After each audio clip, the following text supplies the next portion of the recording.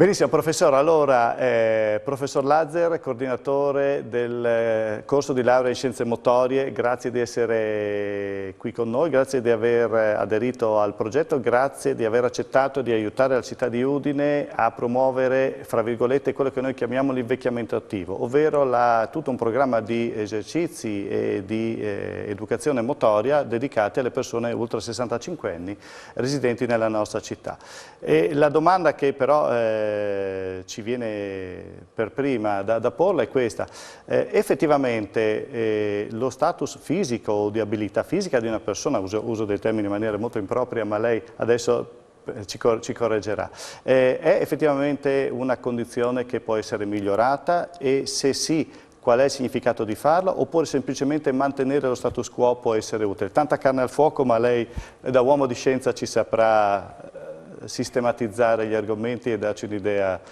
Sì, io la ringrazio, la domanda è amplissima e bellissima. Innanzitutto dobbiamo dire che siamo fortunati, si vive più a lungo e questo è un dato di fatto e quindi possiamo dire che siamo fortunatissimi. Ora dobbiamo puntare alla qualità della vita, perché vivere a 80, 90, 100 anni, sì, però bisogna vivere anche con qualità.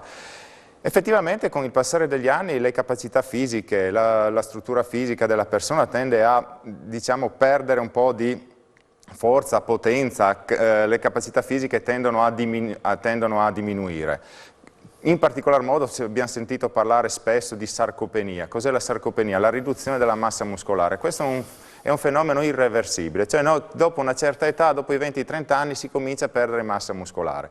E questo è collegato dopo a tutte le cose, camminiamo meno, siamo meno forti, siamo meno potenti e quindi riusciamo a fare un pochino meno bene le attività che facevamo da giovani. Però possiamo, pur essendo un fenomeno purtroppo irreversibile, possiamo in qualche modo attenuare questa curva di perdita delle nostre capacità fisiche.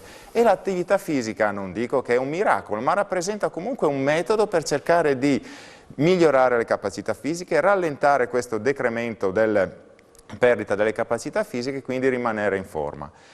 Quindi noi diciamo che il laureato in scienze motorie con gli opportuni esercizi può promuovere questa attività fisica che consiste proprio nel migliorare la forza e la potenza. Abbiamo la fortuna di aver fatto nel corso degli anni diversi progetti, anche interreg europei, dove eravamo coinvolti nella promozione dell'attività fisica per le persone anziane, cercando di proporre dei programmi volti ad ottimizzare il tempo utilizzato per proporre l'attività fisica, cioè fare dei programmi di attività fisica mirati e che in quell'oretta, 2 orette alla settimana si possa fare ciò che è dalla scienza riconosciuto più valido per migliorare le capacità fisiche delle persone. Abbiamo avuto la fortuna di partecipare in diversi progetti e quindi adesso mettiamo a disposizione le nostre conoscenze anche per la città di Udine che ci ha dato questa grandissima opportunità di partecipare a questo bellissimo progetto messo in piedi dal Comune di Udine con l'Università di Udine e con il CUS, anche dove faremo tutte le nostre attività. Questo fa sì che migliorando con opportuni esercizi la forza, la potenza, potremmo dare la possibilità a queste persone anche di migliorare la loro qualità di vita. Ribadisco, non facciamo miracoli, però si può cercare di migliorarsi cercando di utilizzare le conoscenze che abbiamo a disposizione in questo periodo. È più importante la forza o l'agilità? E seconda domanda, cioè l'elasticità. La seconda domanda è: i dati scientifici che voi avete a disposizione dalla letteratura internazionale o dalla vostra esperienza del vostro corso di laurea ci dicono che poi fare questo programma di educazione motoria, di promozione dell'invecchiamento attivo può avere un impatto favorevole anche per difendersi e diminuire il peso di altre malattie?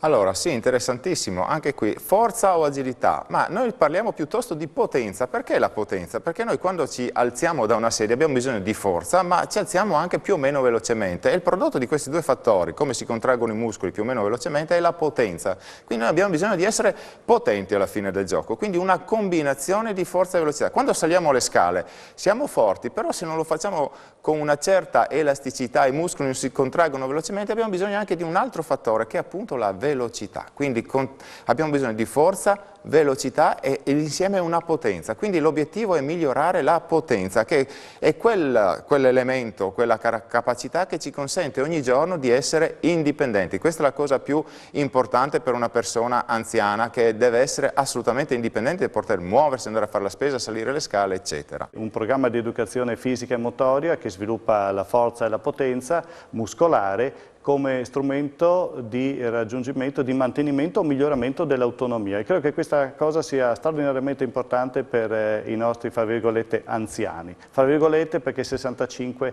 ci sembra veramente un'età troppo bassa al giorno d'oggi per classificare le persone come anziane, però questo ci dice l'Organizzazione Mondiale della Sanità e a questo noi dobbiamo attenerci per ora.